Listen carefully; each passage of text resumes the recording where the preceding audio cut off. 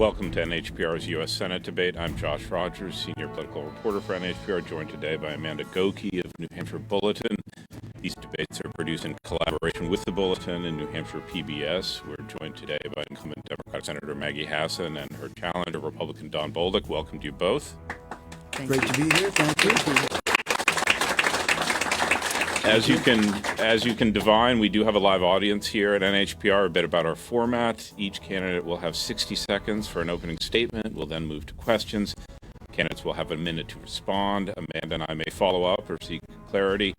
Candidates will get 30 seconds on those. And in the case of a direct attack, we'll be allowing candidates 30 seconds to respond. We've relied on the public's feedback in selecting today's topics and thank everyone who supplied input. We'll get started with opening statements. We did have a coin flip. General Bolduc, you're up first. I'm up first. Yes. Okay, very good. Thank you. Well, thank you all for being here. It's my honor to be here. It's my honor to have the opportunity to represent Granite Staters in Washington, D.C., and that's what I'll do. I'll represent you. I've been campaigning for 2 years now, and I have been to every town and city in the state, and Granite Staters are hurting. They're making choices between heating and eating. Retirees are going back to work. Interest rates have doubled. What does that mean? That means that a $5,000 home 2 years ago, the mortgage would be $1,700. Today, that mortgage is now $2,700. Everything has doubled. Oil, gas, food, everything. And it's her fault. Her votes have driven this. And that's the problem we have. Career politicians who focus on special interests and lobbyists and wealthy political elite. That must change. You need an outsider in Washington, D.C., and that is Don Bolduc. Thank you. Thank you, General Senator. Well, I want to thank you, Josh and Amanda, for moderating, and to NHPR and PBS and New Hampshire Bulletin for sponsoring today, to Don Bolduc for participating, and for everybody who's here and tuning in. Thanks for being part of this today. Every day, Granite Staters put aside their differences and work together to solve problems, and that is the approach that I've worked to follow in the United States Senate. I've worked across the aisle to expand high-speed internet to every community, to fix roads and bridges, to boost manufacturing, and to make sure that our veterans get the care and support that they have earned and deserve. I've also stood up to big oil and big pharma to take the steps necessary to begin lowering costs. I have a record of delivering for the people of New Hampshire, and I am proud to have been named the most bipartisan senator in the country. There's more work to do to build an economy that works for everyone. My focus will always be on listening to people in New Hampshire and delivering for the Granite State. Thank you. We're now going to turn to some economic issues. Amanda has some questions. So we're going to start with you, Senator Hassan. Many economists say increased government spending, much of which has been championed by Democrats, contributed to inflation over the past 2 years. You've said the Biden administration was slow to respond. And so why should voters trust Democrats, including you, to address this in the coming year? 60 seconds. So thanks for the question. So taking a step back, inflation is a global phenomenon, and most experts say that the labor shortage and the supply chain disruptions that are driving it are caused primarily by the pandemic and the war. So it's absolutely essential we do what we can right now to lower people's costs while also dealing with the long-term drivers of inflation. So that's why I passed a new law with other senators to allow Medicare to negotiate the cost of prescription drugs. We are already seeing that law go into effect. That helps people lower their costs right now. When it comes to energy costs, that's why I've pushed the Biden administration to release more home heating fuel right now from its reserves so that we can increase supply. We also came together, and I led a bipartisan push to increase home heating assistance because right now these immediate costs are really hurting people. I also support suspending the gas tax, obviously. These are all things that Don Bolduc opposes. There's more to talk about with the CHIPS and Science Act and the bipartisan infrastructure bill and how they'll help us lower costs too. So I want to talk, a significant amount of government money went through the Paycheck Protection Program, but there was plenty of PPP fraud, with some estimates that as much as 10 to 15% of the funds, or $80 billion, were stolen. Is there a role for Congress to investigate this fraud? 30 seconds. Yes, there is. Now, I have talked with businesses all across New Hampshire who have told me that the PPP program was a lifeline for them. A small business owner this morning, just for example. So it was really important to keep businesses open. I also worked to make sure that businesses got a tax credit for keeping their employees on board during that time. But we also included in that law critical oversight mechanisms, and we need to prosecute people who defrauded the government to the full extent of the law. Energy prices are a major concern. You support suspending the federal gas tax, but there's no guarantee that that would result in savings for people at the pump. How would a gas tax holiday really help consumers? Well, it would put more money in their pockets. Look, Shell Oil announced today that they made $9.5 billion in profits, the second highest profits that they have ever had. They are raking up profits along with other big oil companies while also jacking prices up at the pump. They are exploiting a war and a pandemic at the expense of Granite Staters. And here's the thing, my opponent stands right with big oil, says he would have opposed the new law we passed that will lower energy costs and help us pivot to a clean energy economy so there's finally competition for big oil, a law that would give people tax breaks for making energy efficient investments in their homes right now. Don Bolduc opposes that too. He has been standing with big oil rather than demanding that they increase the capacity that they have right now, thousands of untapped but permitted wells, and they could help lower costs. We'll let General Bolduc respond in a second, but why haven't you been more successful? I mean, you've been talking about this gas tax holiday for a long time. It clearly hasn't picked up enough traction to become reality. Why? Mitch McConnell blocked it on the Senate floor. We brought it to the Senate floor, and Mitch McConnell blocked it at about the same time that Republicans in New Hampshire blocked the suspension of the state gas tax. Okay. General Bolduc, we want to turn to you now. You have been criticizing your opponent on the issue of inflation, but the U.S. is not the only country experiencing this. Inflation is up on every continent, double digits in many places. So given this, how is it accurate to lay all of the blame on Democrats in Congress? 60 seconds. I don't lay all the blame on Democrats. I say this is a Republican and a Democrat problem, which my opponent refuses to recognize. I'm going down there to represent Granite Staters who are hurting. And they're hurting because both parties are extreme. Both parties can't come together for the economy, out of control spending, and the safety and security of this nation. And most importantly, the people here. So, let's be clear here. Let's make sure my words are understood.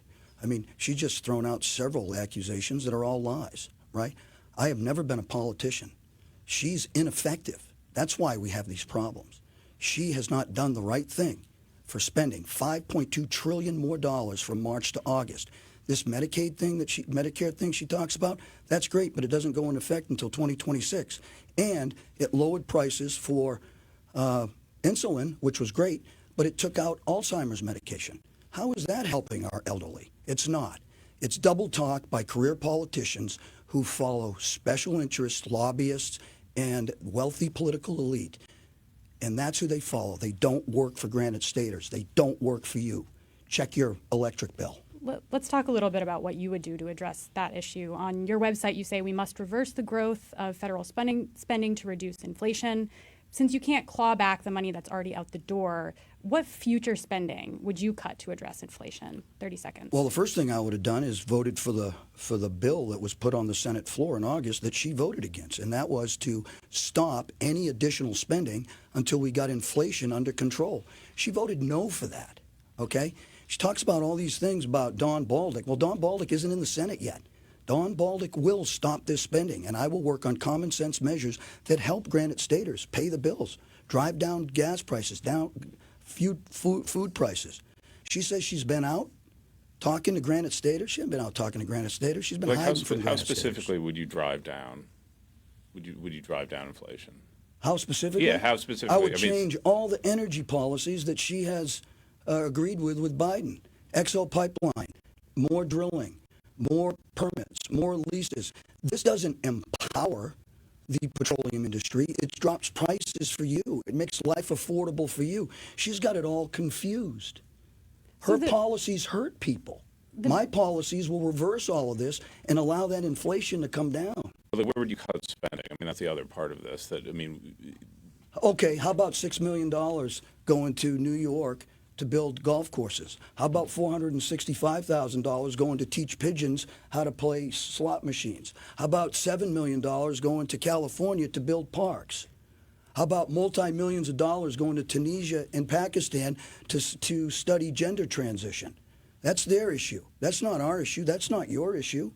How about looking at all this pork that she adds to bills in order to be able to drive us into bankruptcy? How about putting a limit on the Fed in printing money that we don't have? Constantly putting us in more and more debt. $5.2 trillion. You know what that did? Bottom line, that took $2 trillion out of people's retirement savings. $2 trillion. Think about that. Think about where your retirement savings are right now. The 401ks are now 301ks. 35% reduction in savings. The military is now on 401k retirement plans. And I hope we can get into talking about veterans because she pats herself on the back and there's a lot to unravel. We're going to be talking about a lot of things. And right now we're going to move to another question for you, General Bolduc, regarding abortion. You say you oppose a federal abortion ban at a federal level. You said that consistently since the primary. But in Portsmouth recently, you said, quote, these other things, we've got to look into them. You were fielding a question related to in vitro fertilization. What other things were you referring to? Well, I have no idea because I don't have reference to that. But bottom line is, and ma'am, I wish you would please listen to me because I can read your mask. I do not support a federal ban, either for or against abortion at the federal level. It is now a state issue, which she does not understand. I support New Hampshire's law. I support Granite Staters. She lies. I've told her this personally in several venues, and she continues to lie. Her commercials are hurtful. Her commercial about me wanting to murder mothers is disgraceful. It's disgraceful, and it brought my 8-year-old granddaughter to tears. I have worked my entire life to protect men and women and children, my entire life, and I will never, ever put anyone's life in jeopardy. These accusations are hurtful. She talks about working with people. She talks about wanting to get out there on the ground. Well, I've been out there on the ground. I know what these ads do. I know what these lies do. Lying about Social Security, lying about everything. We're talking about abortion right now. We're going to move to Senator Hassan in a moment. I've got one. No ban. Support the state law. I will always do that. So no role for the federal government on any issue touching. No. And I've told Mitch McConnell and I've told Lindsey Graham. Okay, Senator, you argue abortion should be a private decision between a woman and her doctor. Do you see any role for the federal government to play in regulating abortion, or should this be a state matter? Let's just take a step back for a minute because there's been a lot said over the last couple of minutes about a huge number of issues. But let me talk about abortion, and then I hope to have the opportunity to talk about a couple of the other things that Don Bolduc is frankly misleading people about. This is about a woman's fundamental freedom, her health, and her safety. And Don Bolduc has a very long record of extremism here. He said on the campaign trail that he would never vote against anti-choice legislation in the United States Senate. That means he is a yes vote for a national abortion ban. And people can go to BolducFacts.com and see the videos of Don Bolduc saying these things. He said that we should rejoice when Dobbs overturned Roe v. Wade. The women of New Hampshire are not rejoicing. And when we have pushed him on this, first he told the women of New Hampshire to get over it. Then he said that gentlemen in the state legislature should make these decisions for us. The problem with politicians like Don Bolduc drawing arbitrary lines, I'm getting to your question for just a second, arbitrary lines in terms of these decisions is that they can in fact harm women and cost them their lives in some cases. But so do you believe, though, that the government should play any role in the regulation of abortion, period? I believe that when the government tries to do that, it can cost women their lives, as we have seen in some states. And I think it is very, very concerning that people don't trust women and their doctors to make these very complex and often tragic decisions together. But you were one of the sponsors of the Women's Health Protection Act, which leaves the door open for states to limit abortion after viability. So you see that as something that states should be able to do? I am a sponsor of that law. I support that law. It would be my preference that neither legislators in the United States Senate nor in state legislatures substitute their judgment in complex, difficult decisions for women and their doctors. I also think it's really important that we allow doctors to do their jobs without fear of criminal prosecution. All right, we're going to move on, Amanda. Thanks, Josh. Let's turn to climate, something we've heard from a lot of voters about. Senator Hassan, the Inflation Reduction Act was the federal government's biggest piece of climate legislation to date. What do you believe needs to be done next to address climate change? 60 seconds. Well, the new law that we passed will help in the short term lower home energy costs by giving people a tax cut for investing in home energy efficiency. It also has a lot of provisions, as you know, to promote investment into a clean energy economy, so we can finally see competition to big oil and we can pivot to a clean energy economy.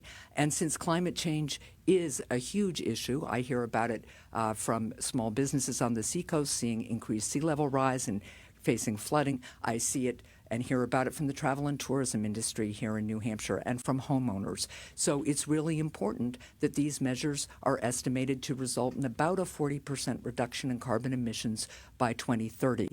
There are also, by the way, resources available to people right now to invest in weatherization in their home, to get assistance for weatherization in their homes as we're facing high heating costs, high energy costs, and trying to deal with climate change all at once.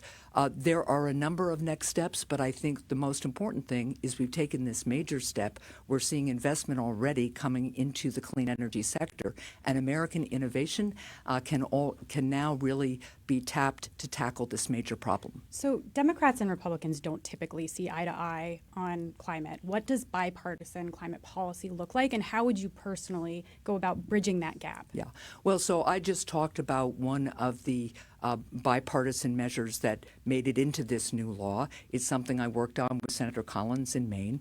It's the measure that I talked about that gives people a tax credit if they invest in home energy efficiency. You know that Senator Shaheen and Senator Portman have long worked on bipartisan energy efficiency measures because we know the lack of energy efficiency in much of our built infrastructure is one of the major contributions to carbon emissions. So that's another example of the kind of work we have been able to do across the aisle. And Senator Portman and Senator Shaheen were successful in including that measure too. Thank you. Now to you, General Bolduc. Yes, ma'am. You've said you're concerned about the environment and that American businesses should be held accountable for air and water pollution. Do you believe the government should establish binding targets when it comes to reducing emissions?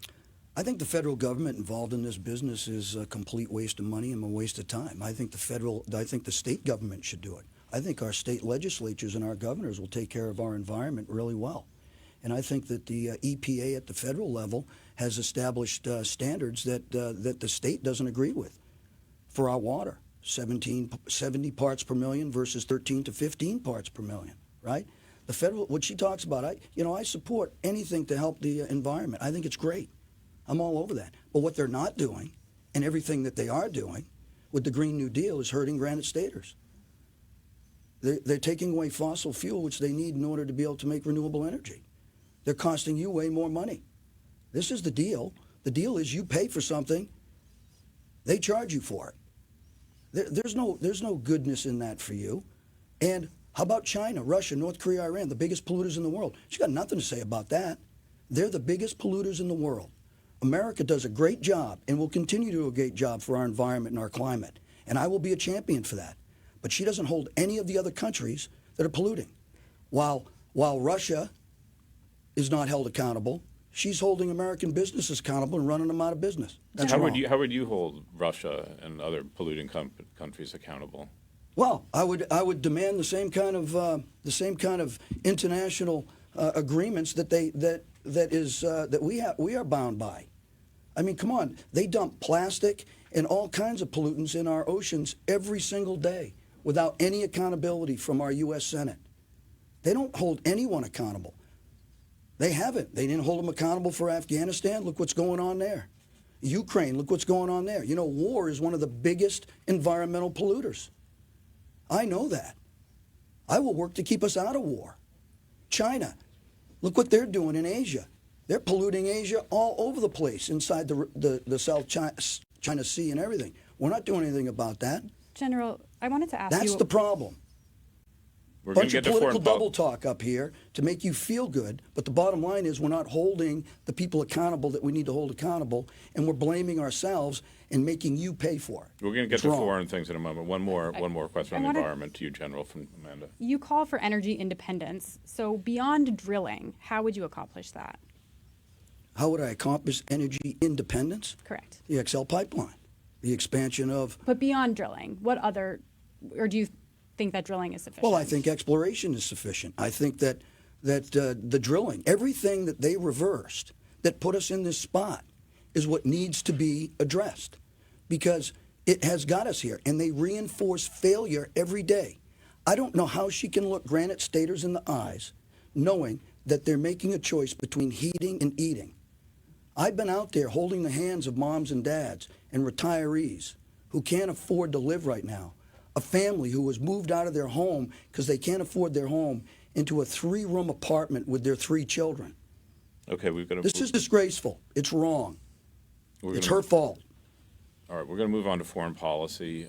General, you've criticized U.S. foreign policy for being too reactive under Joe Biden. What are some specific examples of what you think the country should be doing differently? Well, first of all, we can't do anything when we're economically weak. Listen, military strategy, policy, national security is based off of strong diplomacy.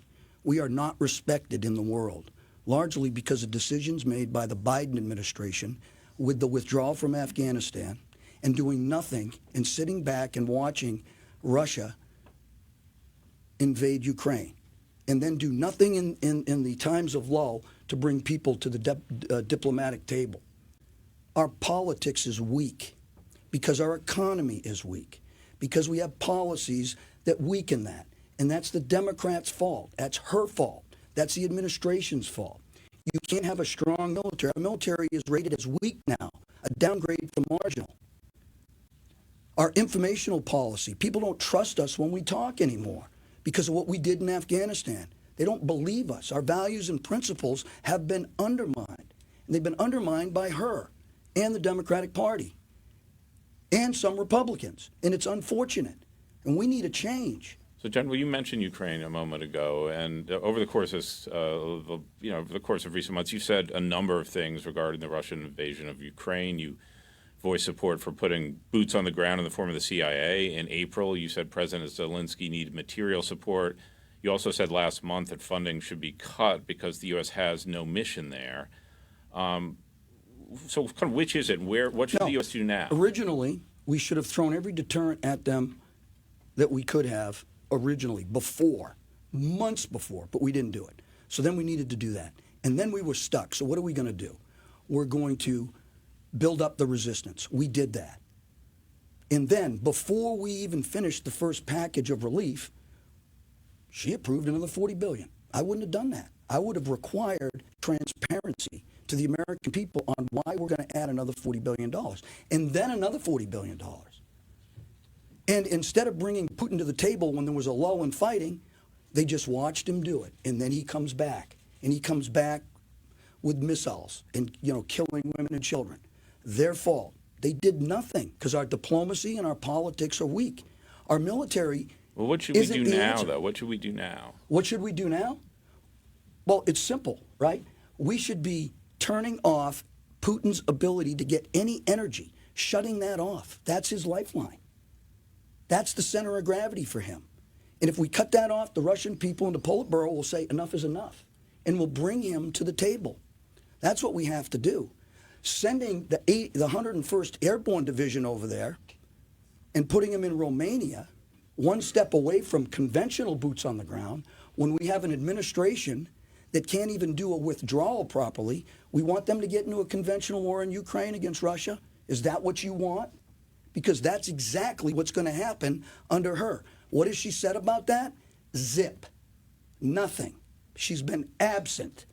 You know, you want me to have all the solutions, and I have solutions for military strategy and policy. How would you, She's there doing nothing. We're going to get to her in a second, but what would you do if Putin used a tactical nuclear weapon in Ukraine? How should the U.S. respond in that circumstance? If he uses a tactical nuclear weapon, Yeah. then he has probably, you know, first of all, he's going to threaten that. It's on the table, right? Mutual assured destruction on the table. China is pulling the strings here, and China wants to lead the world. And they're well on their way to doing it because we've weakened ourselves so much, economically, politically, diplomatically, militarily. We've let them into every one of our institutions. We're allowing them to buy farmland right up next to our strategic bases. This is unbelievable. Okay, I want to talk. All under her. No.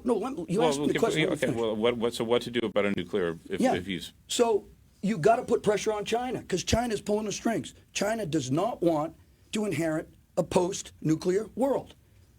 And so they will keep him in check. But we have to do it too. In sitting back saying, well, it's up to Putin. That's their strategy. Okay. That's what the Democrats do. Oh, it's up to Putin. Well, no, it's up to us to lead. And we're not leading because we're weak. Okay, Senator, what do you say to that critique?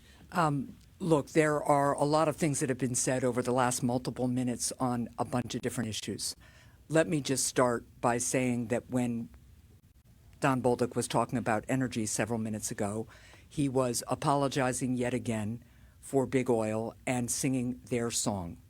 Let me also just say that he has consistently stood with big oil and did not give you, Amanda, a straight answer because, of course, big oil could be increasing their capacity and lowering prices at the pump right now, and they are choosing not to. And that's why I've called for an investigation to investigate their price gouging and manipulation. Don Bolduc makes excuses for a lot of big corporate special interests, big pharma being the other one. I do want to get to Ukraine. I want to get to that too. But I also really do need to be able to have the opportunity to correct the record and let people understand how extreme and how aligned with big corporate interests my opponent is. Now, on to Ukraine. Let me just ask a question. Yeah. I mean, you voted for billions of dollars of military aid. What do you make of U.S. strategy there? And should there be a clear limit on this country's support in Ukraine? So the Ukrainian people are giving their lives for what we have, democracy. They are demonstrating at enormous personal risk and with enormous bravery and courage that democracies are worth fighting for. Vladimir Putin is a war criminal. He has to be held accountable. There has been bipartisan support for making sure that we follow a strategy that does two things. We make sure that Ukraine has the resources, both in terms of weapon, expertise, training, and finances, to work to repel Vladimir Putin and stand up for their democracy. We also have a strategy of imposing significant sanctions on Putin that have had serious effect and have crippled his ability to prosecute what is an unconscionable war. At the end of the day, we have to be able to assess facts on the ground and make decisions about next steps accordingly with our allies. One of the things that we have done successfully is build a strong alliance. It is absolutely critical we have partners in the region so that we can let Vladimir, not only Putin, but the other world's autocrats, China, Iran, and North Korea, see that we will fight for democracy so that democracies can survive. Well, should the U.S. encourage Ukraine to give up territory to secure peace? The Ukrainian people have a right to self-determination, and that is their decision to make. We should do everything we can to foster diplomacy at the Ukrainian people's request. It's obviously important that we reach peace, that Ukraine reaches peace as soon as it can, because nobody likes war. But we do also have to support a democracy that is struggling to repel a war criminal. And I am proud of the fact that there has been bipartisan consensus in the Senate and in Congress to make sure that we are standing with people who are standing for freedom and repelling Putin before his aggression can move further. Okay, we're going to move on now. Yeah. We're going to talk a little bit now about immigration. Senator Hassan, you've supported a Trump-era policy called Title 42 that lets the federal government turn away asylum seekers at the border. That public health measure is meant to stop the spread of infectious disease, but we're now at a different stage in the pandemic. Is this still an appropriate way to address the issue? Well, what I have said, because the first job of government is to keep its people safe, and that starts, among other things, with a safe, secure, and orderly border so that we can also have a country that enforces the rule of law and lives up to our values, that the Biden administration should not prematurely lift Title 42. There's consensus that when Title 42 is lifted, there will be a surge of migration. We have to make sure that we can keep people from crossing the border illegally and that we can fight drug and human trafficking, right? So knowing, and there's really bipartisan consensus that when Title 42 is lifted, there will be a surge of migration. We have to know that we have the security resources at the border to deal with that surge. I have traveled multiple times to the border, talking with frontline personnel, and they don't have the resources they need to have the kind of operational security that would be required. So they need more personnel, they need more technology, and in some cases they need more physical barriers. And that's why I have pushed back hard against the administration's plan to lift this Title 42 prematurely, because security has to be our priority. So immigrant rights activists in New Hampshire say this policy is racist. Are they wrong? We have to have a secure border so that we can run an asylum adjudication system that honors our values.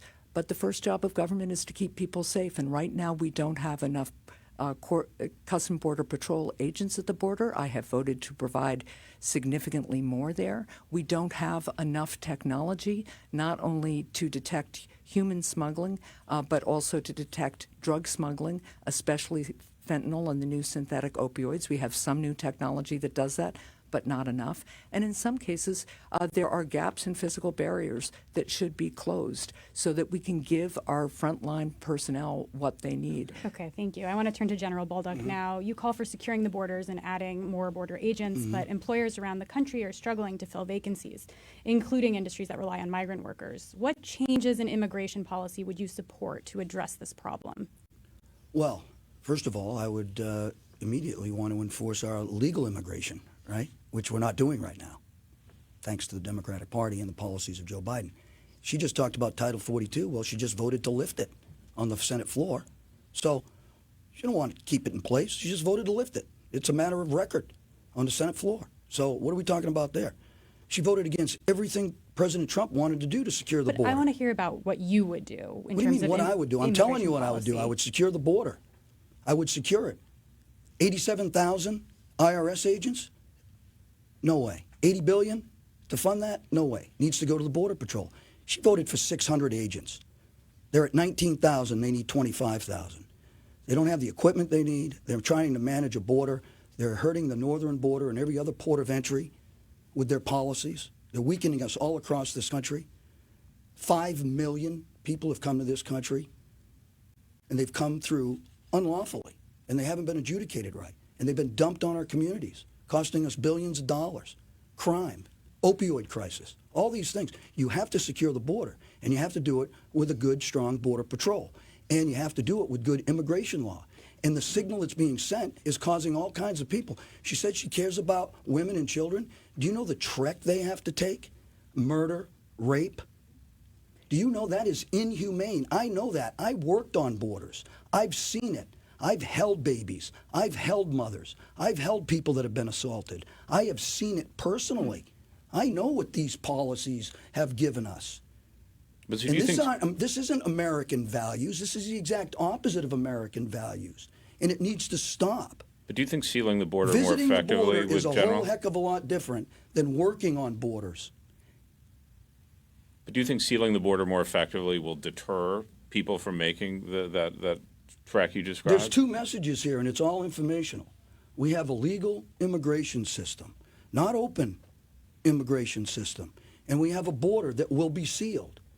and you will remain in Mexico. And that did work under the last administration because we got other countries involved. Now it's willy-nilly, throw everybody at our southern border coming north from all kinds of countries. Never mind how many terrorists are here. Look how she's empowered the cartel with opioids and human trafficking and weapons trafficking. We're running Look up at what's against going up here. Look what's going on here in this state. We're going to 200% increase in the opioid crisis. We can revisit some of these things. We're going to take a break Sure, right now. got We'll it. stick around for NHPR's candidate debate. We're going to take a short break. We'll be right back. Thank you.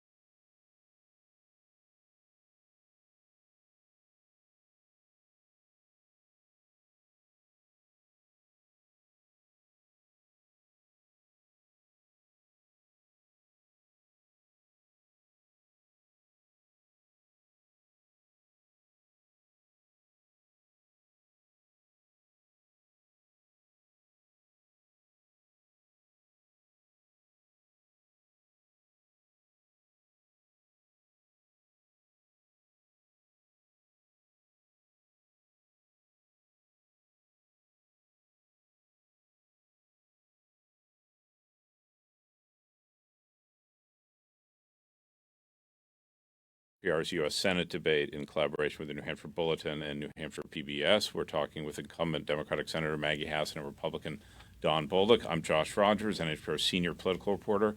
With me is Amanda Goki of New Hampshire Bulletin. We'll continue now with a discussion on voting and elections.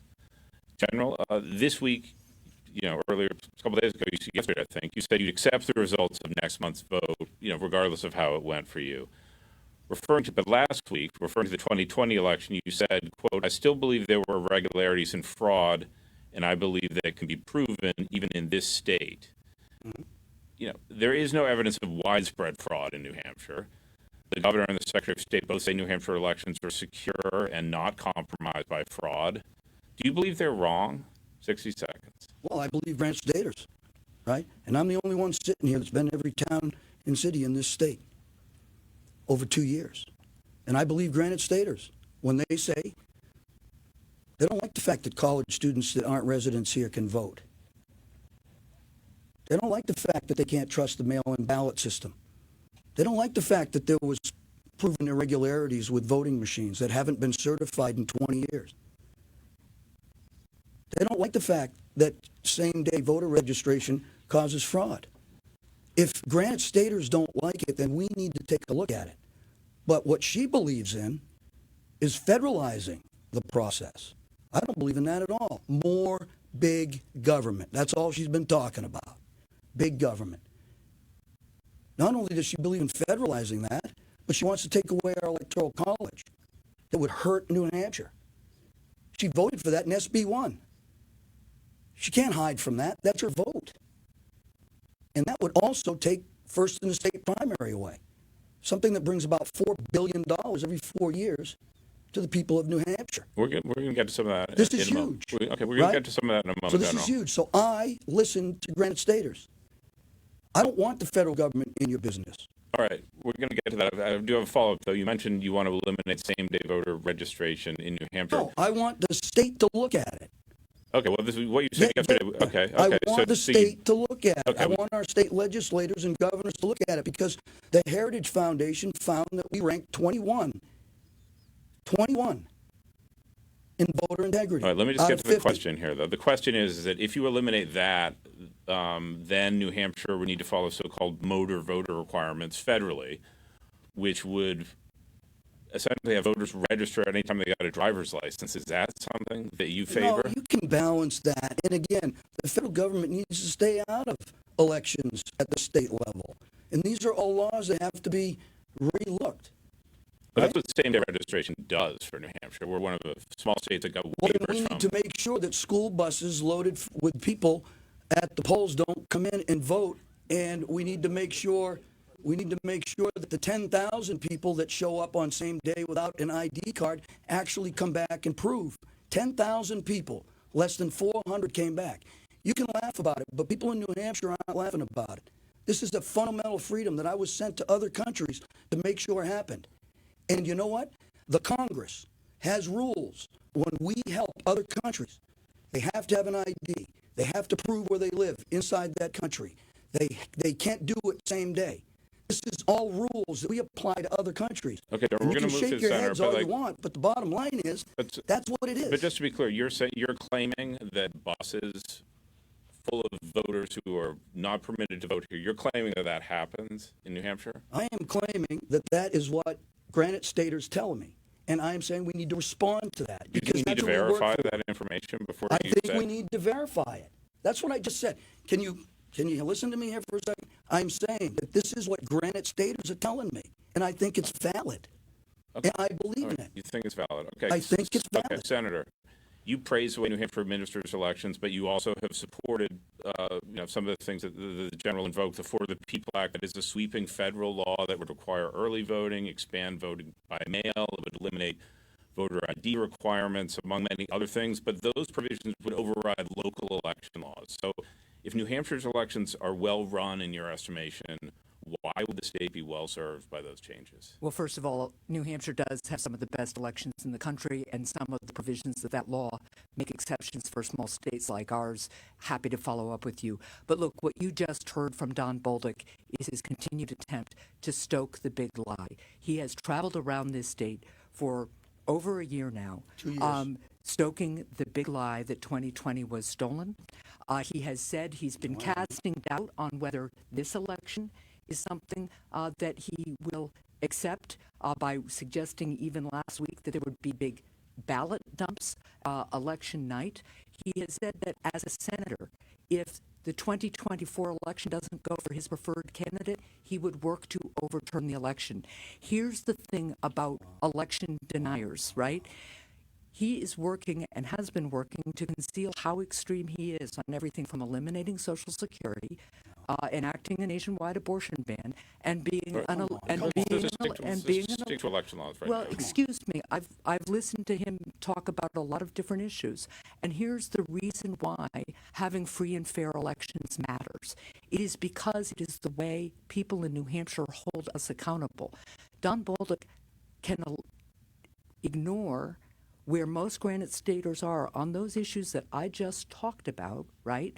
Because he thinks he doesn't need to accept election results. It means he doesn't think he is accountable, and he is promoting an agenda, Josh, that would raise people's costs. We haven't even talked about his proposal to do a 23% sales tax on everything, including rent and health care, and eviscerate people's rights. That's why this is relevant. That's why this is relevant. I mean, we can hear it here. There obviously is a big partisan gap that is obvious when it comes to election laws. Republicans tend to focus on tightening laws in the name of guarding against fraud. Yes. Democrats prioritize making it easier to vote. What are specific ways you believe that there's common ground that could be reachable on these issues? Well, I hope we can find common ground here. It has been very hard to do. Free and fair elections are the hallmark and foundation of our democracy. And when they are eroded because people think they can deny elections, or when they can undermine elections with partisans overturning election results, which is one of the things that the Freedom to Vote Act tries to address, then our democracy erodes and it gets very hard to get it back. So I have supported the Freedom to Vote Act that makes sure that we have, for instance, nonpartisan commissions to do redistricting. I think that's something no. So I would think that the Republican Party would join with us on wanting nonpartisan redistricting. They have rejected that. We're going to move on. And it's got a related topic of government reform. Okay. Yep. I want to move on to talk about potential structural reforms to how things work in Washington. Let's start with the filibuster. Senator Hassan, last year you backed ending the Senate filibuster to make it easier to pass sweeping election overhaul bill that we've just been discussing. Are there other circumstances when you'd go around the filibuster, and why not just get rid of it entirely? Look, the filibuster rule, which I think most viewers and listeners know about, is a rule that is intended to incentivize senators to come together and find that common ground that I've talked about. I'm proud of having been ranked the most bipartisan senator in the country because I've really focused on how you find common ground on any number of wide range of issues. Now, the problem with the filibuster, as it is currently used, is that it has gone from what we called the talking filibuster, when a senator who wanted to block legislation from being voted on had to take the Senate floor and explain to the country why they were blocking this legislation. It's now gotten to a point where a senator with the push of an email button can just block legislation. So you'd be in favor of returning to that? I have been in favor of returning it to a talking filibuster, right? I also think that there are some issues that are so fundamental to our democracy, like the right to vote or like a woman's right to make her own health care decisions, that we shouldn't allow a minority of the Senate to block those rights. Thank you. Thank you. General Bolduc, same question to you. Do you see any circumstances in which you'd support doing away with the filibuster? No, I do not. Thank you. Senator Hassan, let's move to the courts. Do you think it's time to end lifetime appointments to federal courts?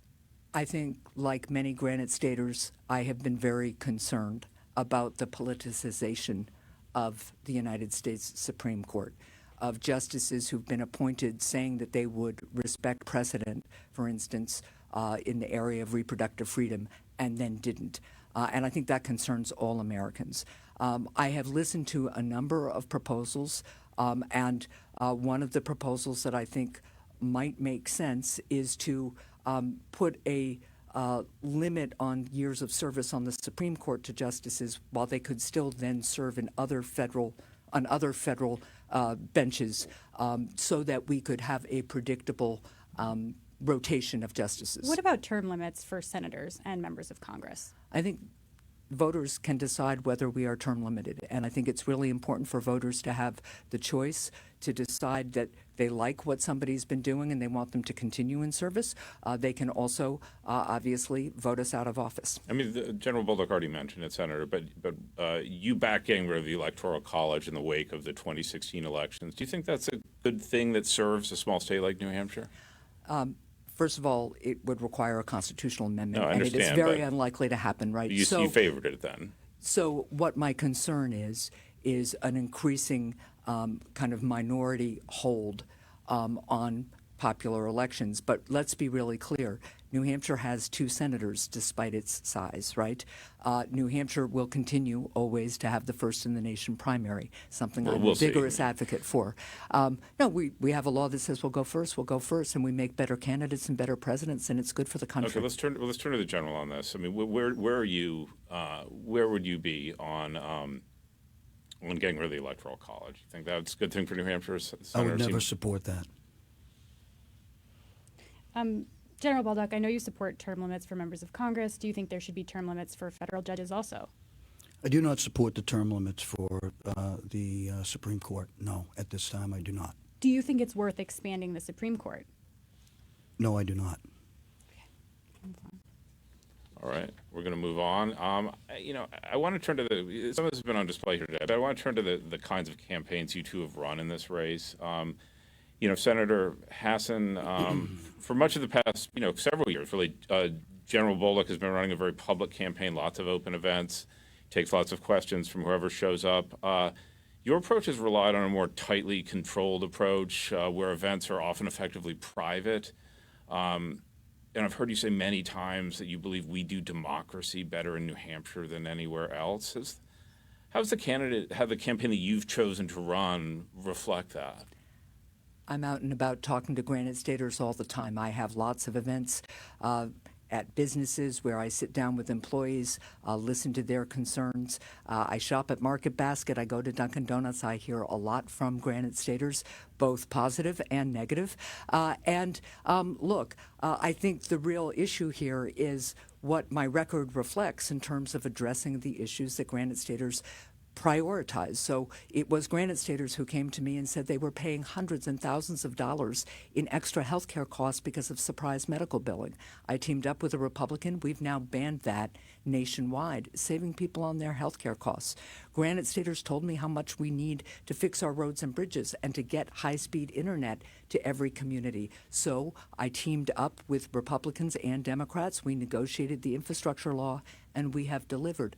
So you don't think people should view, the but you don't. opioid crisis, this is a question about your yeah, campaign style, though. This is, I mean, so you Well, don't think that you look, don't think people- that this is a reflection of politics of our time, but it's not as sort of free and open and we do it best in New Hampshire and we were always going to be first and everyone gets. I mean, it hasn't been that way. Well, look, you are a political commentator. I am not.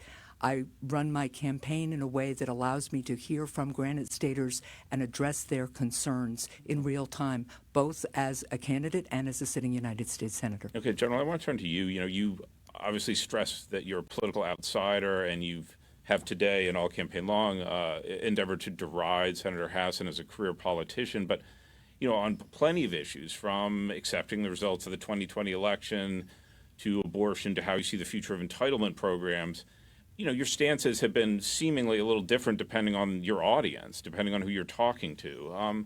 You know, how is that a departure from the kind of politics as usual you say voters are frustrated with and want to end? Look, here's the deal. I made it clear how I feel on abortion, right? And now I'm going to make it clear on how I feel on Social Security. I never said, ever did I say that I was going to terminate Social Security. I will protect it, and I will make sure that it endures, and I will do what I will make sure that it doesn't get stolen from, like they have stolen from it. And I will protect Medicare, and I will make it easier, and I will make it more affordable. I will get rid of the donut hole, which, you know what that is, right? If you're in Medicare, you know what it is, because I hear from a lot of Granite Staters. The more care you need, the more expensive it gets. But I mean, this is the problem, okay, right? And so the more people that you talk to, the more experience you get, and the more ideas that you get, and the more views that you need to internalize. So it's not changing for audience sake. It's changing because that's what I'm supposed to be: accountable, responsible, transparent, trustful, tell the truth, admit when I'm wrong. And I've admitted that I got it wrong on the 2020 election. She hasn't admitted that she was a 2016 election denier, but she was. So that's the difference. Fundamental difference is I account, right? She does not. I believe we have integrity issues in our elections. She denies it and wants to federalize it and make it more problematic. See, I am out there talking to people. I am a Granite Stater. I came from this state. I was born and raised in this state. I worked the ground in this state as a farmer, as a police officer, served 33 and a half years for this country, lost 72 service members in battle.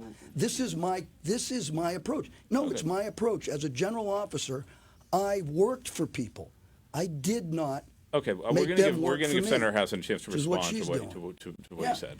And then give me a chance. So I wish we had more time. Look, people can watch videos for themselves at bolducfacts.com. Which is her website. Well, come on. It has videos of General Bolduc talking. That have been tampered with. Please stop. Oh, my goodness. So I'm just telling you. I think what's happened here is that Don Bolduc, whose views are very extreme and very out of step with Granite Staters, has discovered that. And so he works to conceal it from people, as he has throughout this debate today. He has said that he wants to get rid of the Social Security program. Just a few weeks ago, saying on camera to a news reporter, it's been around since 1935, it's time for a change. He has said that privatizing Medicare and making at least $1 trillion of cuts to it is a priority of his. That's on video, too. He has supported a 23% sales tax on rent, health care, everything else, and he doesn't want people to know about it because he knows it's not something Granite Staters would support. What do you mean by the 20%? Yeah, really, I'd like to know, too. He supports something called the Fair Tax Program, and that is a 23% sales tax, regardless of your income, on everything you purchase, including rental and health care. He has supported that All right, we're going to throughout move his on, but time in is a office. fair tax something? No, I never said that. He- And if I you- did, you just- you'd have it written down in your notes. He just supported it on Facebook Live this week with Adam Sexton, okay? So let's just talk about what's really happening here, which is supported now. Okay, we're gonna now, move- our I tax think, code. We're sort of Amanda, you spinning out of wanted to talk control. about government, Well, I think we're going to move government- to environmental Okay, regulation, okay. but So Amanda's good. got some... Yeah. Thanks, Josh. Yeah, we're going to start with you, General Bolduc. You've talked about your own exposure to chemicals and drinking nasty water during your time in the military. What role should the government play in regulating PFAS and other chemicals that can be harmful to human health? Well, I think it's obvious, right? They should make sure that corporations don't do it, and I think our state should be the ones in charge of that, and I think they will do it very, very effectively. And I think that at the federal level, we need to give block grants to fire departments and others to buy new equipment so that they can be safe from their equipment that's made with PFAS, and they can be safe from all these chemicals. That's what we should be doing. We should be making sure at the federal level that they can do this, and we let the states make sure that the water and the air and everything is clean. Under her model, the federal government does it all, and it's a wasteful model. It costs us more money, and the regulations are different. It's more strict here. It's less strict at the federal level. But the companies will default to the federal level because they can, and that's wrong, and that's what we should do. The environment is important to me, right? And she's going to talk about the PACT Act, right? And I think that's a great act. But there's only 50,000 people waiting, and it's not funded, and the VA doesn't even know how they're going to implement it. That's the problems we have when the federal government does things in a bureaucratic way and then pats themselves on the back for thinking they're solving a problem when they're creating more problems. That's the problem. Senator Hassan, we want to give you a chance to respond to that. Well, so look, I hear about environmental concerns from Granite Staters all the time, especially when it comes to PFAS contamination of our drinking water. Contamination we've seen obviously around the Pease Air Force Base and also over in Merrimack, and we see it in other parts of the state as well. It's why in the bipartisan infrastructure bill, we allotted a specific amount of money nationally, $2 billion, I think it was, it may have been more, for decontamination of PFAS sites. And New Hampshire is seeing some of that money come to it right now. Now, that's a bill that Don Bolduc says he would have voted against. We know that the EPA has now defined PFAS as a hazardous substance. That will help us get more resources to that cleanup. And yes, we do need to continue to work with fire departments and first responders to help them with new equipment and ultimately get a new kind of firefighting foam that doesn't have PFAS in it. All right, we're really running out of time here, but quickly, 10 seconds each. I know this is a tough one, but depending on who, regardless of who wins, like how would you, if you get reelected, Senator, how would you work to reach out to people who didn't vote for you? Obviously, there are great divides in this country. I always look forward to talking with Granite Staters, and I will continue to travel around, do forums as I have been, chambers of commerce, talking with people everywhere I go. Okay, what about you, General? I've done 60 town halls. I invite everybody to those town halls, and everybody comes. Democrats, independents, libertarians, free staters. I welcome the challenge. I welcome the questions. You will be treated with respect, and I will make sure that I listen and learn from you. Okay, I can hear the music swell. That concludes our debate today. I want to thank both of you, Senator Hassan, General Bolduc, for taking part. Thank you to New Hampshire PBS. Thank you for Amanda for being here to ask questions. We're going to be debating tomorrow at noon for the candidates for the 2nd Congressional District. For now, I'm Josh Rogers with Amanda Goki. Thank you very much for joining us today on NHPR. Thank you. All right, thank you. Thank you.